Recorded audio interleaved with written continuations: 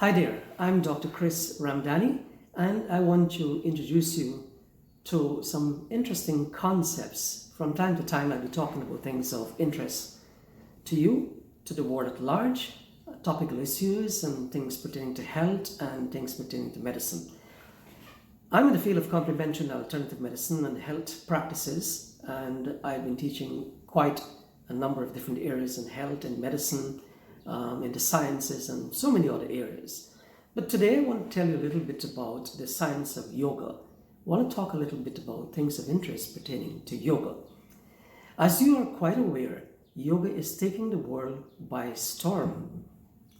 In many places that you go, you'll see lots of studios being set up.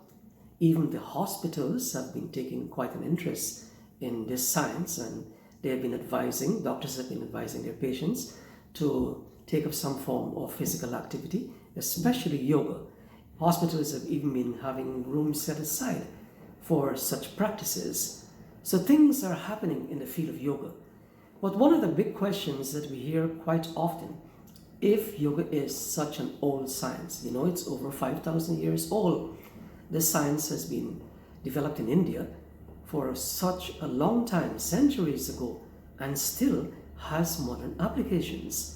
And this is the thing that people have been asking: is there scientific evidence that will support the practice of yoga?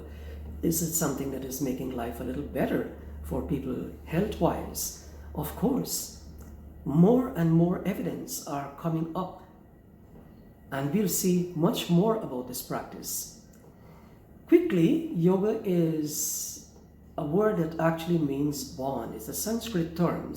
It actually means bond or a union or connection, and it's the connection between you and the Supreme Father, which makes yoga a spiritual practice.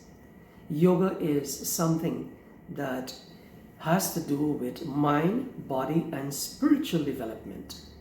Today, if we look around the world, we'll see a lot of people are actually not focusing so much on the spiritual aspect, even though we can argue on that, because we see quite a lot of people going to India and other places and trying to learn about yoga and related arts.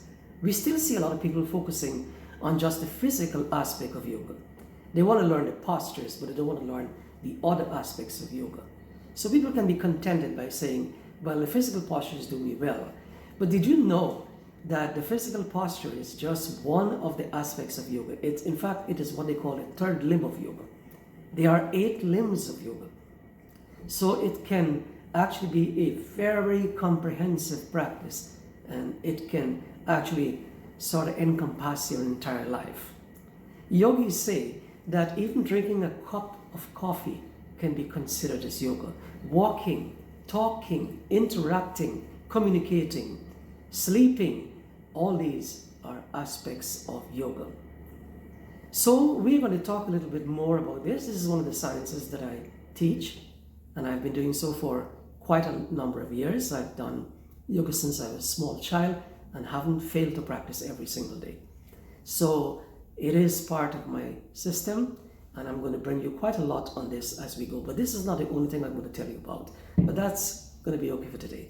So enjoy your day, have a nice time, and I hope things will work out very nicely for you.